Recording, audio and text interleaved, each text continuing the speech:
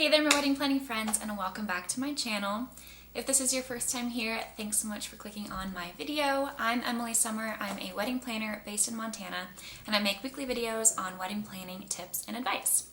So I know how much we love to talk about money and budgeting for your wedding, and it's pretty easy to budget for all of those main vendors you know you're gonna have, like your photographer, your caterer, and all those things. But there's a lot of little things that come up in wedding planning that you may or may not have thought of.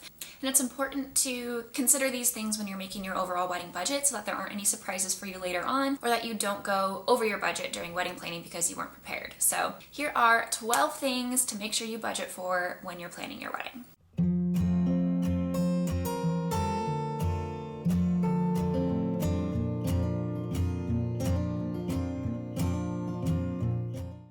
Number one is postage. I think this is something that is very easily forgotten, but is an important one, especially if you're sending out save the dates and invitations, because those are two batches of paper goods that are going to need postage, and that adds up a lot if you're having a guest list higher than even 70 people. And another thing to consider with postage is if you're having wedding invitations that are multiple pieces of like heavy cardstock in an envelope, there's a good chance that might be heavier than just a standard postage, just like a one stamp. So it might be a good idea to consider that when you're picking out your wedding stationery, and if you're choosing a suite that's going to have a lot more pieces involved, consider the weight of that.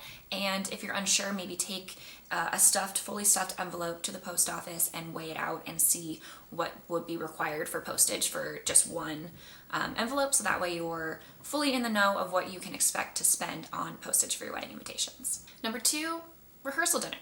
I think so much thought and time goes into planning the actual wedding, which is understandable, that people forget, like, oh hey, there's a whole event the night before that we need to foot the bill for. So, you know, traditionally this falls on the groom's family.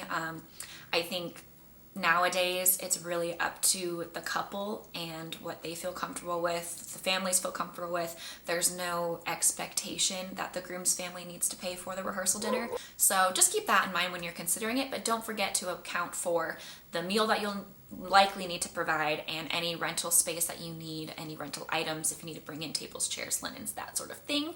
Keep that in mind and budget in for that for all of your rehearsal costs. Number three is bridal party gifts. Again, this is not necessarily a necessity, but most couples will opt to have some sort of gift for their bridal party to thank them for helping them plan along the way, being up there on their wedding day, and just helping to celebrate the union that you and your partner are sharing. And usually, there's a lot of options here, and you don't need to spend $50 per person on a gift for your bridal party, but it's a nice gesture to have something for them. So make sure that you're keeping that in consideration when you're budgeting out for your wedding. Number four is accessories, and by accessories, I'm mostly referring to bridal accessories, so your shoes, your veil, any jewelry you're going to have, a garter, don't forget a garter, those little accessories that, it's easy to think, okay, I have a $2,000 budget for my wedding dress, and then you're not considering all the things that are going to go with that as well. So don't forget to budget for your bridal accessories. Number five is tips. There are vendors that will expect tips, and while you're never required to give a tip, except for typically bartending, catering will include gratuity. Outside of that, you're not, you don't need to give tips to any of your vendors, but it is expected and it is appreciated for a lot of them. Side note, if you're not sure how to navigate the whole tip situation with your vendors, I did do a video on tipping your vendors, how much, who you're supposed to do, all of that good stuff. So check that out if you're unsure, and make sure that you're accounting for these tips into your overall wedding budget. Number six is food, and I don't just mean your wedding dinner. You want to make sure that you are having food for yourselves and your bridal party and whoever is going to be on site with you getting ready. It's a long day. Typically you're going to be getting ready in the morning, and the wedding is going to be mid-late afternoon, maybe even in the evening, and that's a full day that you need to make sure you have food not only for yourselves but for your bridal party and whoever's going to be with you. So whether that's getting a bunch of trays from Costco or getting some sandwiches brought in, whatever that may be. Make sure that you've got a plan for food on the day and that you're budgeting for that. Number 7 is your rings. Obviously, you have likely had an engagement ring for this whole planning process, but don't forget that you will also need to get wedding bands for the wedding day. So obviously for your partner, some brides opt out of having a wedding band and will just not wear their engagement ring on the wedding day and use that as the ring that they use during ring exchange during your ceremony. Totally up to you, but make sure that you are thinking about that and budgeting for whatever those rings may be. Number 8 is a big one. So alterations. Make sure that you are considering the fact that your dress will likely need alterations. Even if that's just a hem on your dress or making your train into a bustle or, a small adjustment in the bust, whatever it may be, you're likely going to need some sort of alterations with your dress. And depending on the dress, depending on the seamstress, depending on the fabrics your dress is made out of, what you need done, this can be anywhere from $200 to $800. Again, obviously the higher number is a lot more work when it comes to alterations. Minor alterations will be on the lower end, but make sure that you are keeping that into consideration and factor that into your overall wedding dress budget. Number 9, your marriage license.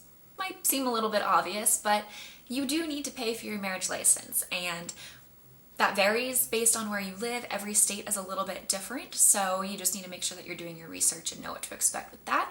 But typically, most marriage licenses are between $50 and $80. So just make sure that you're remembering that's something that you're going to have to pay for when you go in to get your marriage license. Number 10, make sure that you're prepared for any extra hours you might need on the wedding day from your vendors. Whether this is an extra hour from your DJ, your guests are having a really great time and you guys aren't ready to shut down yet, and your DJ has offered to stay for an extra hour, you're gonna have to pay him for that extra hour. So make sure you are leaving enough room in your budget if this is something you anticipate happening so that you can cover any extra hours from your vendors, whether that's your DJ, your bartender, your photographer, videographer, whoever that may be.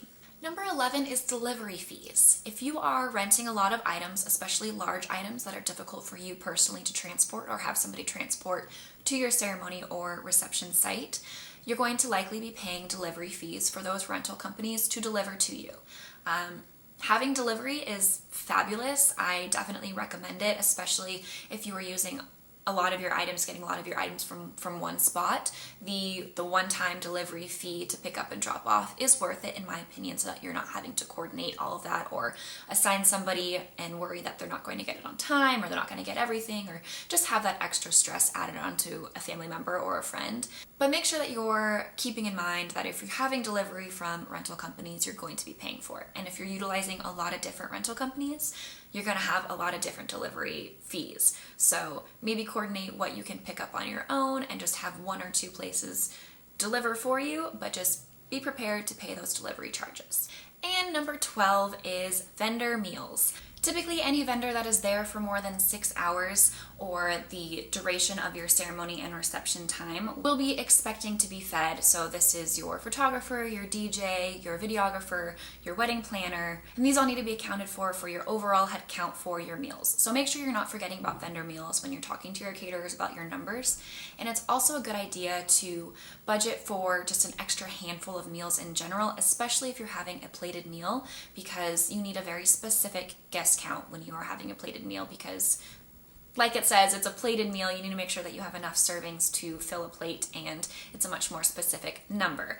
You also want to account for an extra handful of meals, especially when you're having a plated meal, but when you're having any type of catering style, for those guests that may not have RSVP'd or brought a +1 and didn't tell you, because unfortunately that happens, and you want to make sure that you are budgeting for worst case scenario. Just make sure you're prepared and have an extra handful of meals paid for and ready to go in case you have extra guests. So there are 12 things to make sure you do not forget to budget for when planning your wedding and eliminate any surprises for you.